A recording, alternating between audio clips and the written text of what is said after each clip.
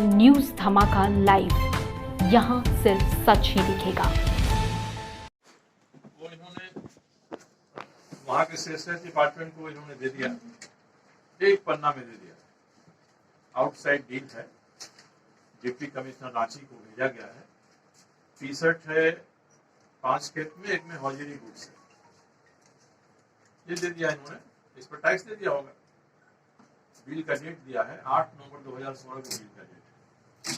और Ludhiana railway station पर जहां से ये चढ़ाते पार्सल करते, वहां पर 15 नवंबर 2016 को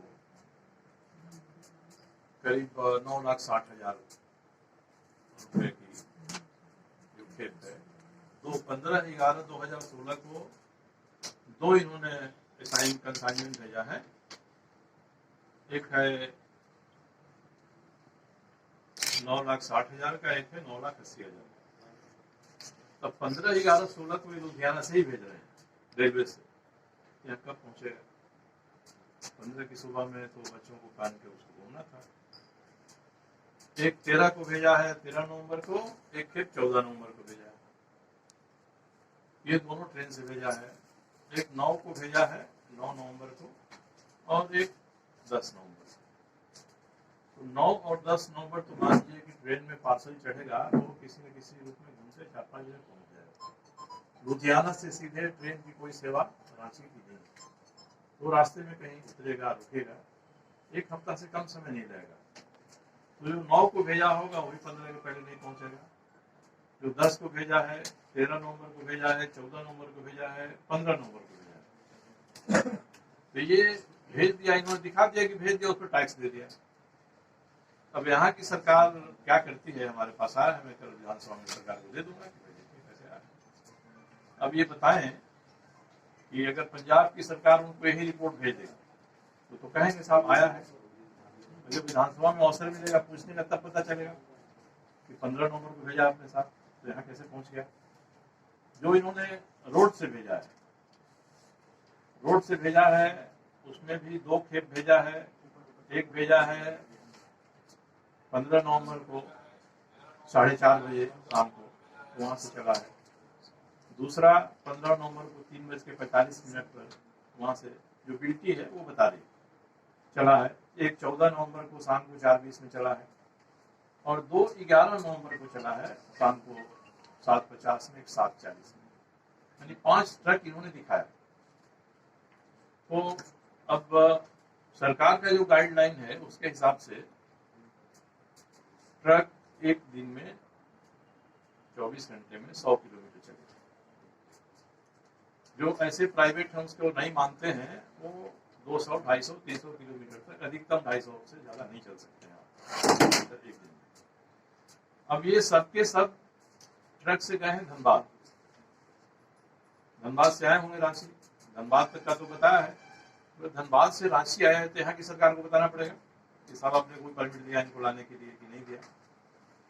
तो ये 15 नवंबर को, 14 नवंबर को, 11 नवंबर को रोड चला है, और सबको जोड़ दिए रोड ट्रेन का तो 3 करोड़ 60 लाख का होता है, वही 5 करोड़ का पूरा नहीं होता। और ये हमारे व्यक्तिगत सोर्स से पंजाब गवर्नमेंट से हमको लोगों ने भेजा है। इसको मैंने 15 दिन पहले कहा था कि मेरे पास आ गया। तब ये बताएं कि इसमें फर्जीवाड़ा है कि नहीं, भ्रष्टाचार है कि नहीं। अगर ये 15 नवंबर के बाद टी-शर्ट की खेप पहुंची है तो गई कहाँ है? बाजार में गई होगी। बाजार में गई होंगी तो जहां बिकी हो आपको टैक्स देना पड़ेगा। तो फिर सरकारी कंसाइनमेंट है, सरकार को टैक्स नहीं देना पड़ता है। तो सरकार के पास तो आया नहीं, बाजार में कहीं गया तो फिर इस पर टैक्स कौन दिया, कहाँ गया, इस तरह से आया। तो भारी फर्जीवाड़ा टी-शर्ट के मामले में हुआ है। कोई टी-शर्ट यहाँ पहुंची नहीं है। जब टी-शर्ट पहुंची नहीं है तो यहाँ से आप रिसीव कर लिया है, रिसीविंग है यहाँ की, उसका भी कॉपी में आप लोगों को सॉफ्ट कॉपी में भेजूंगा। ये नहीं है यार, ये टी-शर्ट और टॉपी वाला, तो उसको भी मैं आपको दिखा देता हूँ कि किस तरह से रिसीविंग। इसी में है, उसी में इसमें नीचे वाले इसमें देखिए, ये रिसीव किया है यहाँ झारखंड शिक्षा परियोजना के कोई नोडल अफसर है रतन श्रीवास्तव, इन्होंने रिसीव कर लिया। रिसीव अपने पाइप पर लिख के दे दिया कि हमने रिसीव किया साहब इतना। 12 नवंबर को 156 बंडल ये कह रहे हैं कि हमने रिसीव किया है रांची में। जमशेदपुर में रिसीव किया इन्होंने 13 को, 13, 14 2 दिन और इन्होंने धनबाद में और रांची में रिसीव किया है। तो जब टी शर्ट वहां से चल के पहुंची ही नहीं तो इन्होंने रिसीव क्या चीज किया। तो इसलिए ये केवल पंजाब में टैक्स दे दिया, यहाँ सरकार का है इसलिए टैक्स नहीं लगेगा। मेरी माल अगर वहां से आया तो बाजार में गया, पहुंचा नहीं तो रिसीव क्या किया, और रिसीव नहीं किया तो बटा क्या, तो फर्जीवाड़ा रिसीविंग में भी है।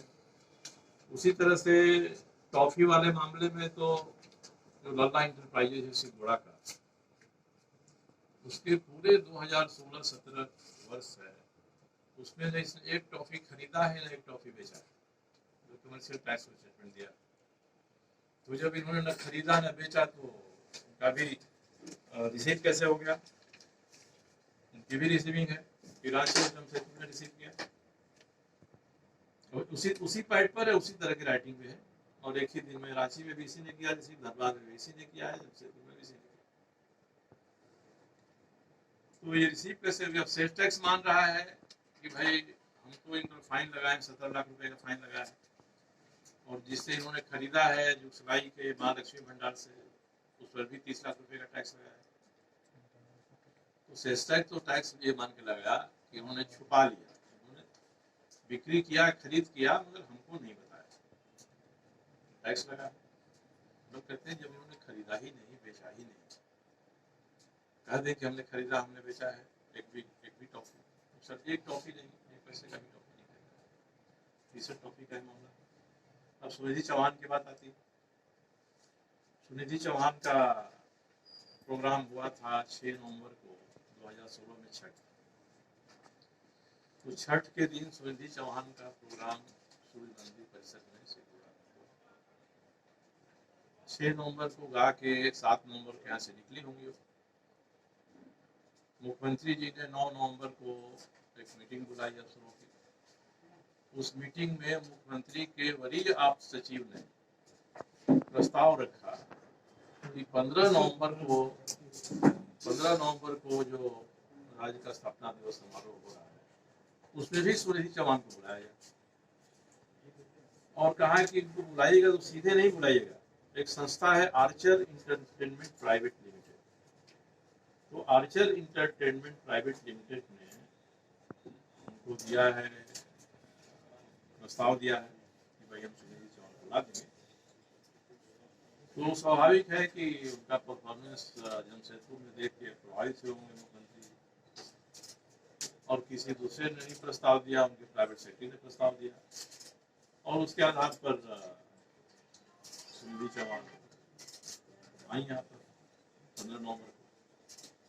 15 नवंबर को आई तो फाइल में लिखा है, अफसरों ने फाइल में लिख दिया, मुख्यमंत्री जी ने अध्यक्षता की, उनके प्राइवेट सेक्रेटरी ने प्रस्ताव दिया, और कहा कि आर्चर इंटरटेनमेंट सुनिधि चौहान के लिए 44,27,500 रुपया देगी। जब सुनिधि चौहान एक दिन के गाने के लिए मैंने तो मुंबई में कई जगह से पूछा, तो 8 लाख से 10 लाख रुपया अधिक से अधिक लेती हैं। एक रात के लिए आने के लिए 44 लाख का बिल दिया। अब ये 44 लाख हो जाता, लोग समझेंगे, फाइल के हिसाब से लोग समझेंगे कि 44 लाख लमसम है, आना जाना रहना खाना पीना अपना उन्होंने किया होगा। मगर जब बिल इन्होंने सबमिट किया तो बिल सबमिट किया 55,22,281 रुपये, यानी 10,94,781 रुपया अधिक पेमेंट किया। सब कुछ हम सही मान रहे हैं। अब ये देखिए, एक दिन के लिए सुनिधि चौहान आई, सुनिधि चौहान आई तो वो ठहरी होटल रेडिसन ब्लू में ठहरे। तो ठहरने पर, एक रात के ठहरने पर 2,97,084 रुपया का बिल हुआ है। उसका कौन सा रूम है जो इनके साथियों को ठहराएगा, एक रात का 2,97,000 रुपया लगेगा। अब वो आ गई यहाँ, आ गई तो उनको उनके लिए वाहन की व्यवस्था की गई। 4 ट्रैवल एजेंट से उनके लिए गाड़ियां ली गई और गाड़ियों पर कुल मिला के 58,525 रुपया का खर्च दिखा गया। एक शाम के लिए कोई आती है गायिका गाने के लिए, तो 4 ट्रैवल एजेंट कम से कम तो एक गाड़ी दिया होगा, तो कम से कम 4 गाड़ी रही होगी। कितने लोग उनके पास आए, उनके साथ आए, और एयर टिकट में कितना खर्च हुआ उनका। बम्बई से आई होंगी तो सुनिधि चौहान और साथी कलाकारों के लिए 7,42,172 रुपया प्लेन का भाड़ा है। अब बम्बई का 10,000, 15,000, 20,000 एक आदमी का जोड़ लीजिए, आने जाने का एक आदमी का 40,000, तब भी 7 लाख तो भाड़ा नहीं होगा, 7.5 लाख तो भाड़ा नहीं होगा। तो उनके आने जाने का खर्चा, उनके यहाँ रहने का खर्चा, उनके लोगों के घूमने का खर्चा, ये सब मिला के 55,22,281 रुपया, 44 लाख रुपया।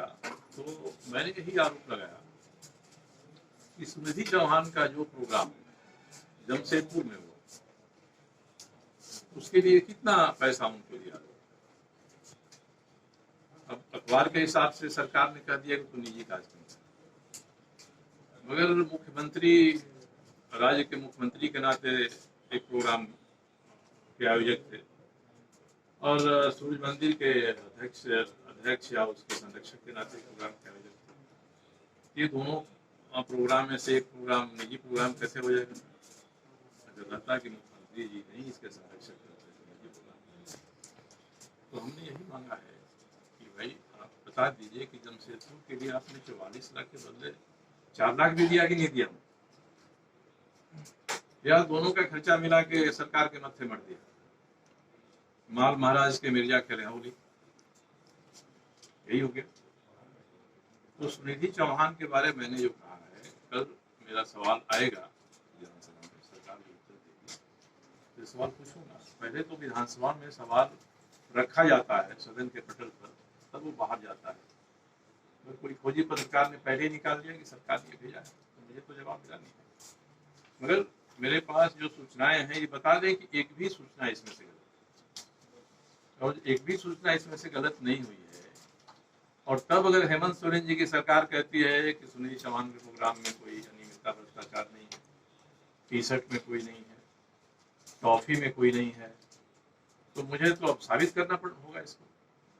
कोर्ट में मामला है, अगर सरकार इसी तरह से गंगा पी जाएगी तो मैं कोर्ट में इंटरवेनर बन जाऊंगा उस मामले में, सारे कागजात कोर्ट में रखूंगा।